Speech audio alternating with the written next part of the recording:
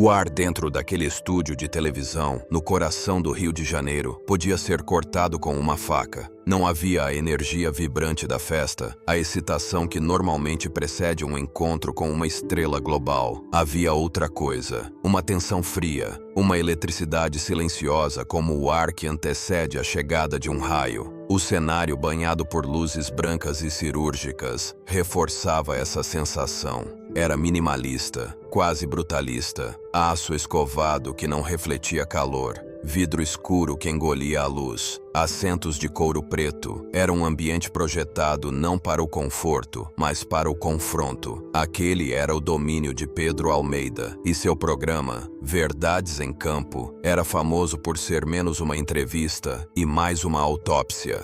Uma autópsia da fama, do sucesso, da imagem pública. Pedro não era um apresentador, era um cirurgião, e suas perguntas eram bisturis afiados, projetados para cortar a gordura das relações públicas e expor o osso da verdade. Ele era conhecido no meio jornalístico como o Tubarão. E naquela noite, o espécime deitado em sua mesa de operação era talvez o mais magnífico e complexo que ele já havia enfrentado. Cristiano Ronaldo entrou no palco.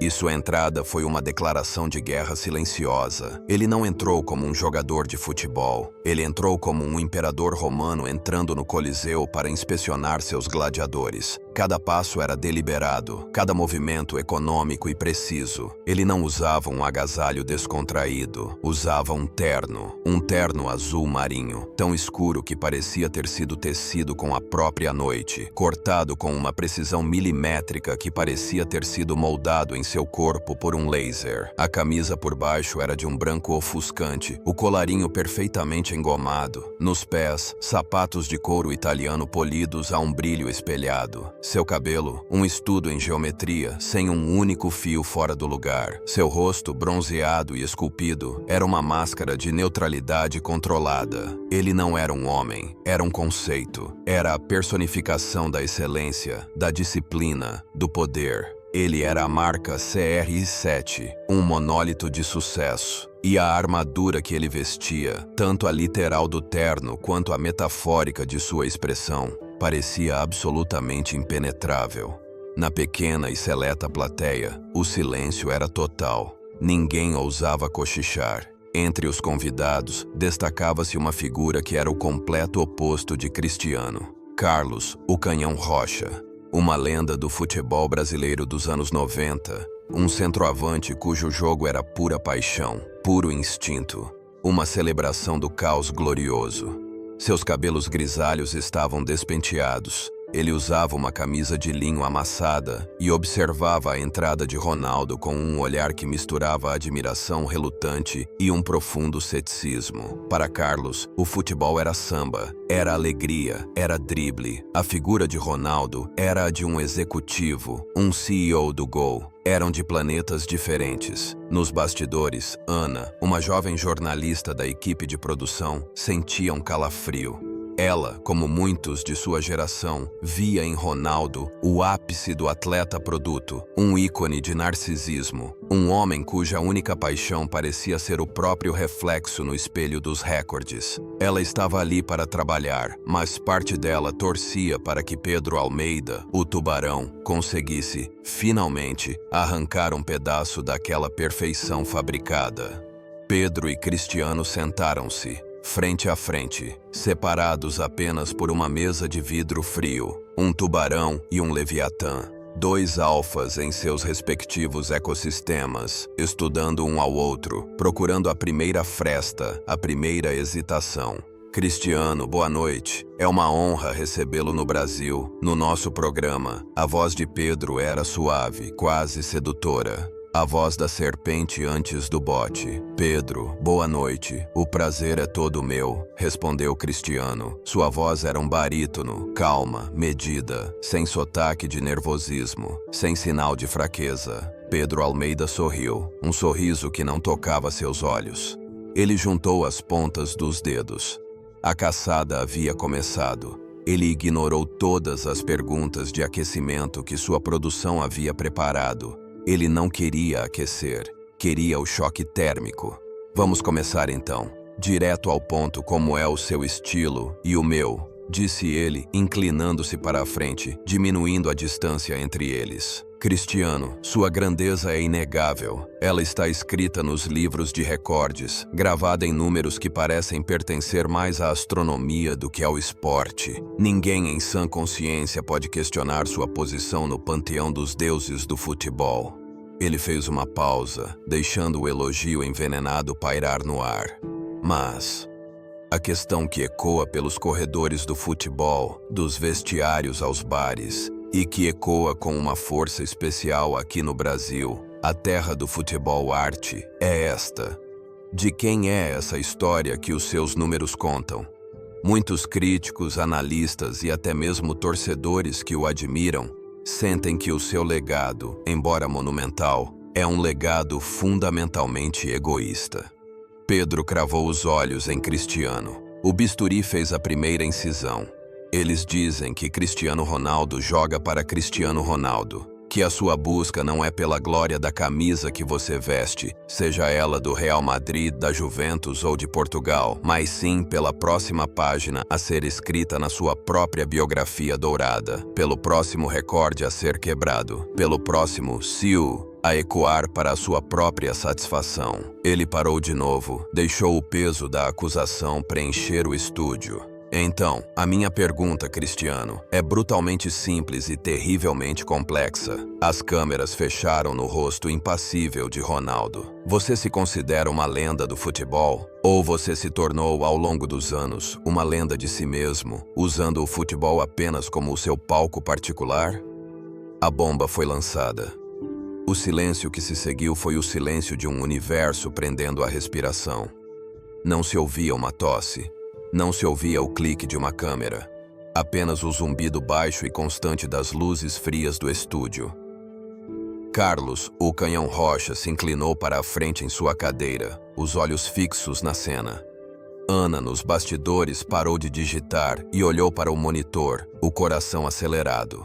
Pedro Almeida manteve o olhar fixo. Um predador observando sua presa, esperando o menor sinal de pânico, a menor contração de um músculo facial que denunciasse a raiva, a ofensa. Mas não houve nada. O rosto de Cristiano Ronaldo permaneceu uma máscara de mármore, uma escultura de autocontrole. Ele não desviou o olhar. Ele sustentou o ataque de Pedro com uma calma que era, em si, uma forma de violência. Uma calma que dizia: você acha que essa é a sua melhor arma? Você não faz ideia do arsenal que eu tenho à minha disposição.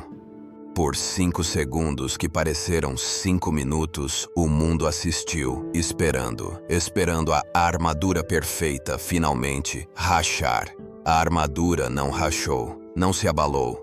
Ela absorveu o impacto da pergunta de Pedro Almeida, como uma liga de titânio absorve um projétil de pequeno calibre. O silêncio no estúdio se esticou a um ponto quase insuportável. Cristiano Ronaldo permaneceu imóvel, seu rosto uma paisagem de serenidade glacial. Ele não estava buscando uma resposta, ele já a tinha. Ele estava apenas escolhendo o momento exato para liberá-la, como um atirador de elite que calcula o vento e a distância antes de puxar o gatilho. E quando ele finalmente falou, sua voz não carregava a mais leve inflexão de raiva ou defensividade. Era a voz de um professor universitário prestes a desmontar uma teoria falha. Era a voz de uma máquina.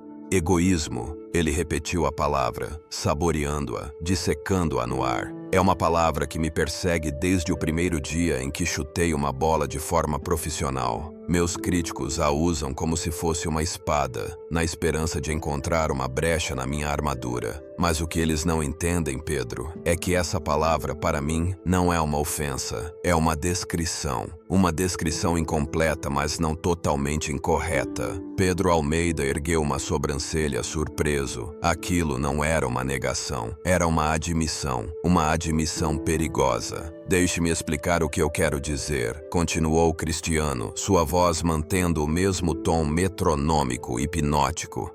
O que o mundo, com sua necessidade de rótulos fáceis, chama de egoísmo, eu chamo por seu verdadeiro nome. Uma busca patológica, obsessiva e implacável pela excelência.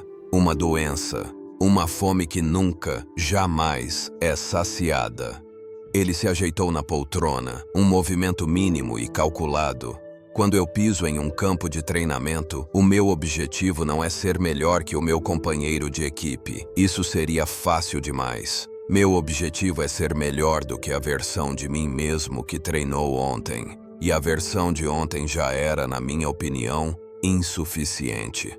O Cristiano de hoje precisa correr mais rápido, chutar mais forte, saltar mais alto. Todos os dias, sem exceção, sem desculpas, sem feriados. Este padrão, ele disse, agora olhando diretamente para a câmera, como se falasse com cada um de seus detratores, eu admito, desumano, é insuportável. E porque eu o imponho a mim mesmo com uma ferocidade que beira a loucura, eu acabo, por osmose, por contaminação, impondo-o a todos ao meu redor. Um jovem jogador que sobe para treinar comigo tem duas opções. Ou ele eleva seu próprio nível de esforço a um patamar que ele nunca imaginou ser possível, ou ele é exposto como inadequado. Um treinador que me lidera sabe que não pode me apresentar uma estratégia medíocre. Um nutricionista que cuida da minha dieta sabe que não pode haver uma única grama de desvio. Meu egoísmo, portanto, não é um ato de me colocar acima do time. É um ato de arrastar o time, à força se necessário, para o meu padrão de exigência. É um egoísmo que, no final das contas, serve ao coletivo através da tortura do indivíduo. E o primeiro, o mais torturado de todos, sou eu mesmo. A lógica era impecável, fria, brilhante. Era a defesa perfeita de uma máquina de vencer. Ana, a jovem jornalista nos bastidores, sentiu um arrepio. A imagem do narcisista vaidoso começava a ser substituída pela de um monstro de disciplina, algo quase assustador em sua dedicação. Mas foi então que Cristiano fez algo inesperado. A máquina começou a revelar o fantasma que a assombrava. Mas essa obsessão... Sua voz baixou um tom, e pela primeira vez, uma microexpressão, um brilho de algo vulnerável, passou por seus olhos. Ela cobra um preço que as câmeras não captam, um preço que não aparece nas estatísticas. O preço é a solidão, uma solidão profunda, vasta, absoluta. Ele desviou o olhar por um momento, como se acessasse um compartimento secreto e doloroso de sua memória. As pessoas veem as fotos no iate, os relógios caros, os carros. Isso não é a minha vida. Isso é o produto, é a embalagem. A minha vida real, ela acontece no escuro.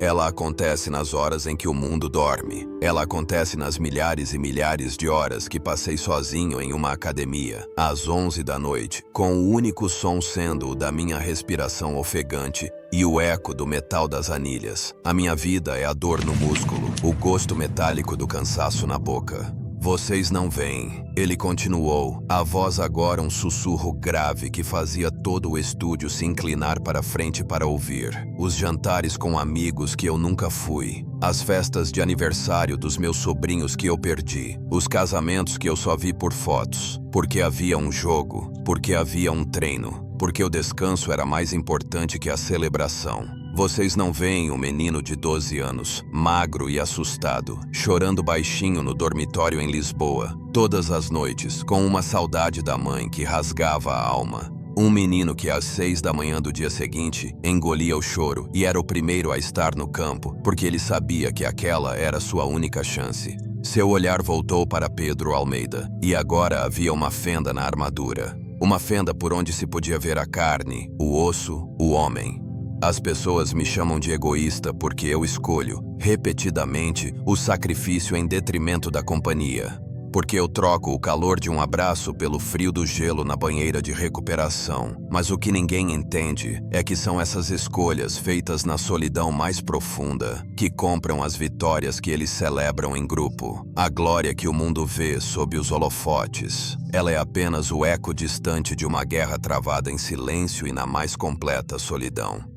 A confissão foi brutal. A imagem da máquina perfeita, do robô obcecado por si mesmo, havia sido contaminada por uma verdade inegável: a dor. Carlos, o canhão Rocha, na plateia, descruzou os braços. Seu rosto, antes cético, agora era um misto de espanto e respeito. Ele, que sempre jogou movido pela multidão, pelo barulho, pela festa, estava diante de um homem que jogava movido pelo silêncio, pela ausência. Eram duas formas de grandeza, e ele estava começando a entender a dimensão daquela que estava à sua frente. Pedro Almeida sentiu o cheiro de sangue na água. Ele havia encontrado a fissura. E como o predador que era, ele se preparou para o ataque final, para mergulhar seus dentes naquela ferida exposta e rasgá-la de vez. Pedro Almeida deixou as últimas palavras de Cristiano pairarem no ar como a fumaça de uma explosão. A confissão de solidão era uma arma poderosa, uma jogada de mestre que poderia gerar simpatia e desviar o foco da questão central. Mas Pedro não era um jornalista que se contentava com o emocional. Ele queria a lógica, ele queria a essência. Ele reconheceu a dor, mas se recusou a ser seduzido por ela. Seu trabalho era ir mais fundo. É um testemunho impressionante, Cristiano. Um retrato comovente do sacrifício que a grandeza exige. Começou Pedro, sua voz novamente calma, mas com uma precisão cirúrgica.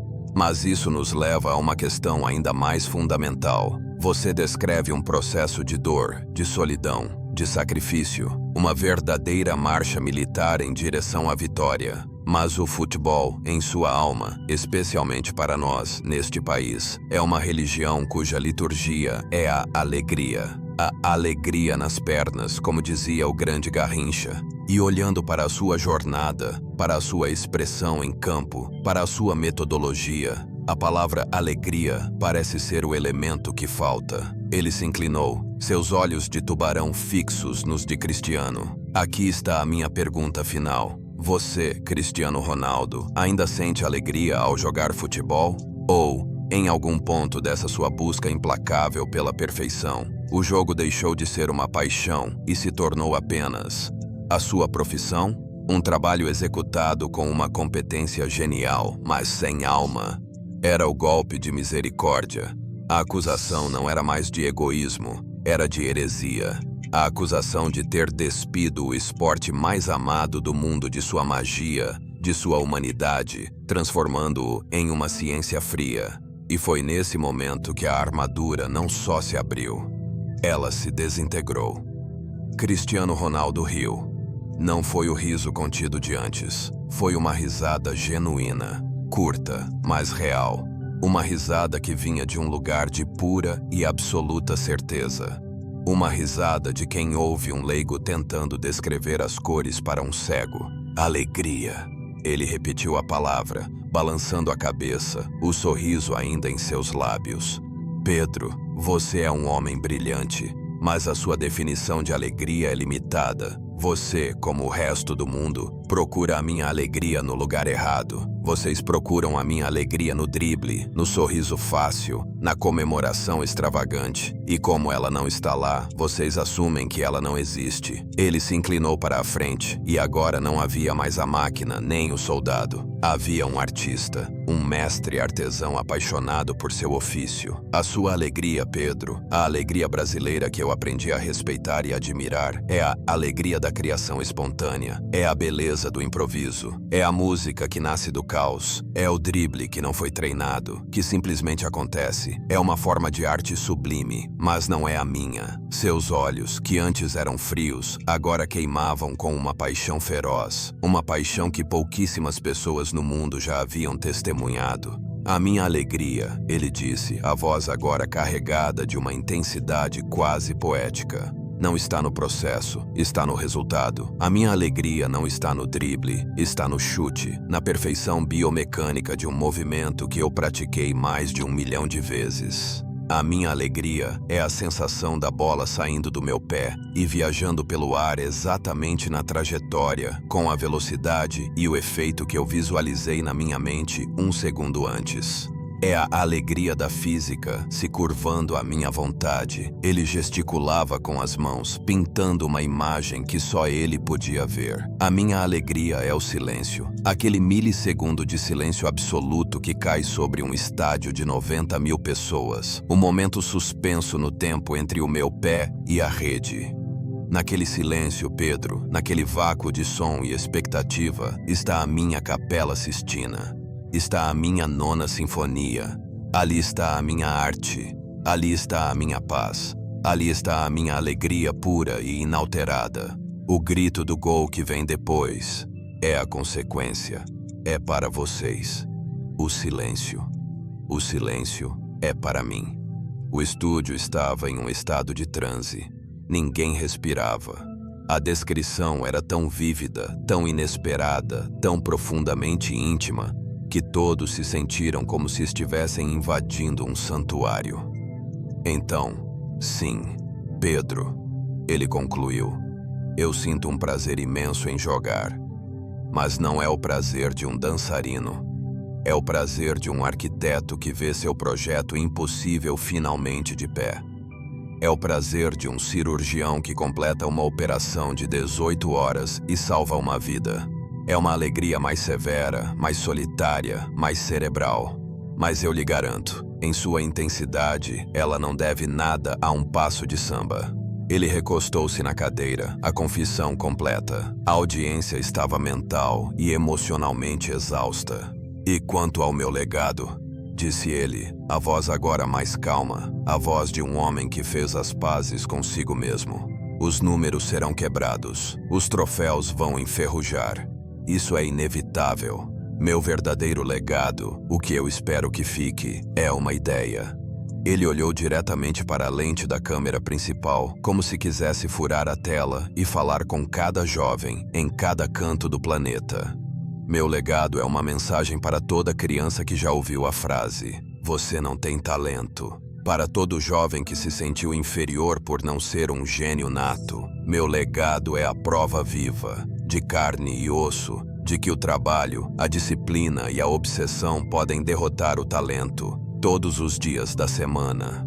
Eu quero ser lembrado como o homem que mostrou ao mundo que você não precisa nascer com um dom divino para alcançar o divino. Você pode construir seu caminho até lá, com suor, com sangue, com uma dedicação tão implacável que as pessoas comuns chamarão de loucura.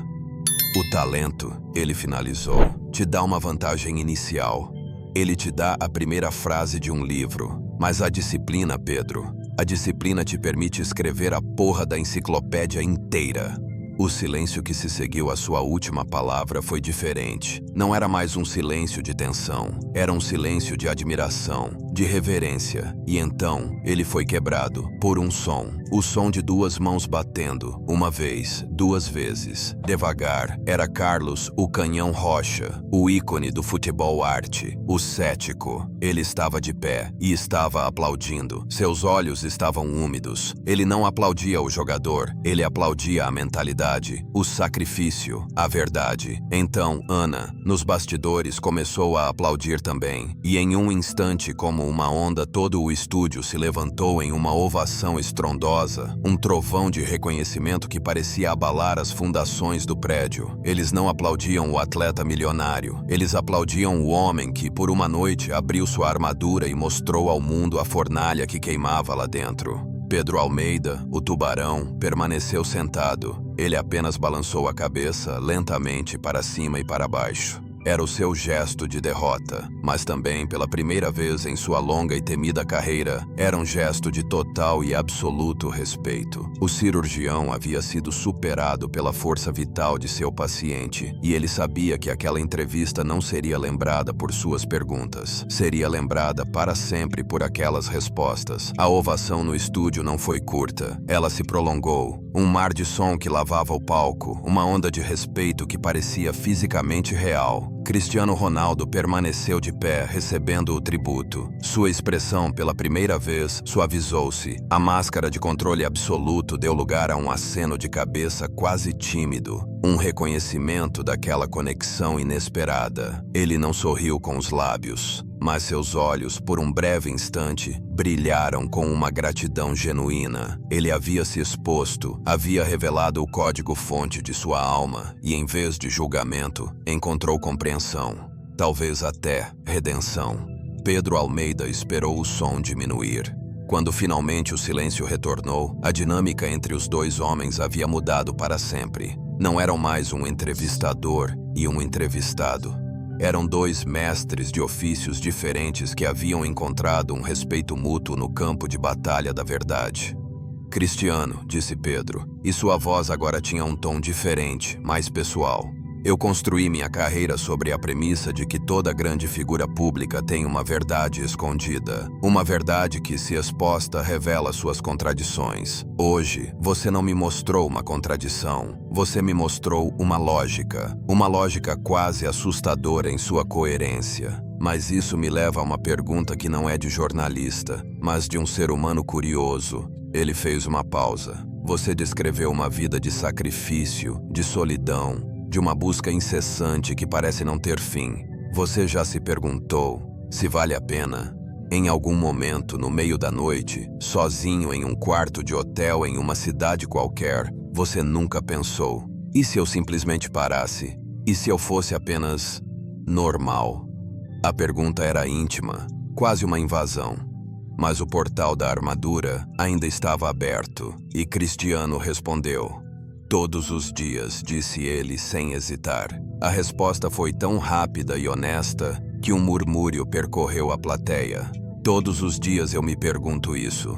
Quando meu corpo dói, quando perco um jogo importante, quando leio uma crítica injusta, a tentação de parar, de aproveitar a fortuna que construí, de viver uma vida normal, ela está sempre lá. É uma voz sedutora que sussurra no meu ouvido. Ele olhou para suas próprias mãos, grandes e calosas, como se nelas estivesse a resposta. Mas então, eu me lembro do porquê comecei.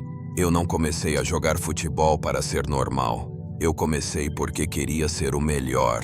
E essa promessa que eu fiz a mim mesmo, ao menino magro e pobre da Ilha da Madeira, é uma promessa que eu não posso quebrar. Ser normal seria a maior traição àquele menino. Seria dizer a ele que todo o sacrifício, toda a dor, toda a saudade de casa foram em vão. Então sim, Pedro, ele concluiu, erguendo o olhar, vale a pena. Cada gota de suor, cada noite mal dormida, cada crítica, porque cada uma delas é um tijolo na construção do monumento que eu prometi àquele garoto. E esse monumento não é feito de troféus, é feito de disciplina. É a prova de que um homem pode, através da pura força de vontade, reescrever seu próprio destino. A resposta silenciou qualquer dúvida que ainda pudesse existir no estúdio. Carlos, o Canhão Rocha, o velho leão do futebol arte, balançava a cabeça lentamente, os olhos fechados, como se estivesse ouvindo uma peça de música clássica que o emocionava profundamente. Ele, que viveu do instinto, estava diante da mais pura celebração da vontade e reconhecia a grandeza naquilo. O programa estava chegando ao fim. Pedro sabia que tinha material suficiente para um documentário, não apenas para uma entrevista, mas ele sentia que faltava uma última peça para completar o mosaico, a peça que conectaria a máquina e o homem ao resto do mundo. Uma última pergunta, Cristiano, disse ele. Você falou sobre seu legado, sobre a mensagem que quer deixar para os jovens. Mas e o agora, fora dos campos, das academias, dos quartos de hotel? Quem é o Cristiano homem? O que te conecta a este mundo fora da sua busca pela perfeição? O que te faz sentir humano? Cristiano pensou por um momento. A resposta não veio de forma rápida e lógica como as outras. Veio de um lugar mais profundo. Meus filhos, disse ele, e a palavra pareceu mudar a química do ar. A voz da máquina desapareceu completamente, dando lugar à voz de um pai. Quando eu chego em casa, não importa se eu ganhei ou perdi, se eu marquei 3 gols ou fui expulso. Para eles, eu não sou o CR7, eu sou o pai. O pai que eles querem que brinque no chão, que conte uma história antes de dormir, que os ajude com o dever de casa. Um sorriso genuíno, o primeiro sorriso verdadeiramente quente da noite, iluminou seu rosto. Eles são a minha conexão com a normalidade que eu mesmo me nego. Eles me forçam a sair da minha obsessão.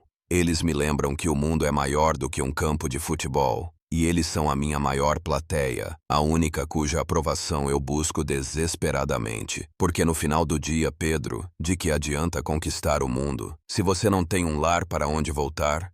De que adianta ser uma lenda para milhões, se você não é um herói para seus próprios filhos? A confissão final foi a mais poderosa. A imagem da máquina impenetrável, do guerreiro solitário, agora era completada pela do pai amoroso. A armadura não foi destruída, ela foi humanizada. A plateia entendeu que por baixo daquela carapaça de disciplina e sacrifício havia um coração. E era esse coração que, no final das contas, dava sentido a toda aquela luta. O programa terminou, mas a conversa não. Assim que as luzes principais do estúdio se apagaram, criando uma atmosfera mais íntima, algo notável aconteceu. Os convidados na plateia não correram para seus carros. Os jornalistas não correram para seus notebooks. Eles permaneceram ali, em silêncio por um momento, como se estivessem despertando de um sonho muito vívido. E então, um a um, eles começaram a se aproximar do palco. Não era o frenesi de fãs querendo um autógrafo. Era algo diferente. Era um movimento de respeito. Carlos "o Canhão" Rocha foi o primeiro. O velho leão do futebol brasileiro subiu os degraus do palco, caminhou até Cristiano, que já estava de pé, e estendeu a mão. "Rapaz", disse Carlos, a voz rouca de emoção, "eu vim aqui hoje pronto para te criticar. Para dizer que seu futebol não tinha a nossa alma. Mas eu estava errado. Você tem alma sim, só que a sua alma é forjada no fogo, não na festa. E eu respeito isso, eu respeito pra caramba." Cristiano apertou a mão de Carlos com firmeza. "Obrigado, lenda. Sua opinião significa muito para mim." Os dois, o símbolo do instinto e o símbolo da disciplina, se abraçaram brevemente. Foi a imagem de dois mundos colidindo e encontrando um terreno comum. Depois veio Ana, a jovem jornalista. Seus olhos, antes cheios de ceticismo, agora estavam vermelhos de choro contido. "Cristiano", ela disse, a voz um pouco trêmula. Eu só queria pedir desculpas. Eu fazia parte do coro que te julgava sem te conhecer. Hoje você me deu uma lição, não sobre futebol, mas sobre preconceito. Obrigada." Cristiano olhou para ela, e pela primeira vez, seu olhar não era de um guerreiro, mas de um irmão mais velho. "Não peça desculpas, apenas aprenda. Todos nós estamos aprendendo." Pedro Almeida observava tudo à distância, com um sorriso mínimo e satisfeito. Seu programa havia feito mais do que gerar audiência. Havia gerado compreensão. Havia talvez mudado a forma como uma nação inteira via um de seus maiores ícones e adversários. Nas horas e dias que se seguiram, o eco daquela entrevista reverberou pelo Brasil e pelo mundo. As redes sociais explodiram. As hashtags não falavam sobre egoísmo, mas sobre disciplina, sacrifício, respeito.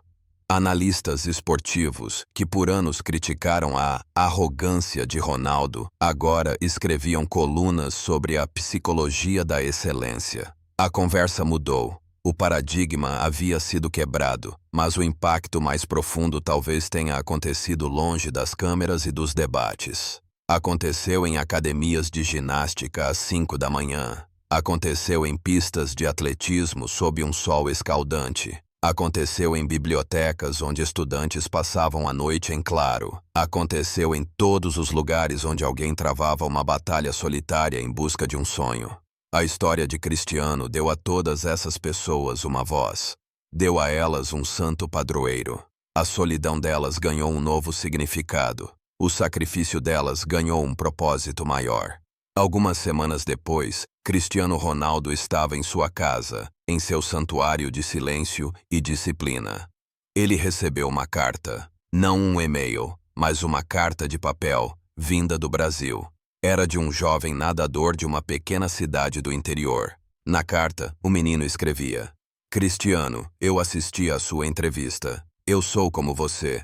Meus amigos me chamam de antissocial porque eu não vou às festas. Eles riem de mim porque eu acordo às 4 da manhã para treinar antes da escola. Eu sempre me senti um estranho. um solitário. Mas depois de te ouvir, eu entendi. Eu não sou solitário. Eu sou um guerreiro, assim como você. Obrigado por me mostrar que a minha solidão é, na verdade, a minha maior força. Cristiano leu a carta 2 vezes. Ele a dobrou cuidadosamente e a guardou em uma gaveta especial, junto com suas medalhas mais preciosas. Ele olhou pela janela. O sol estava se pondo. O mundo lá fora continuava com suas festas, suas celebrações, seu barulho. E ele continuaria em sua busca silenciosa, em sua solidão autoimposta. A armadura continuaria ali.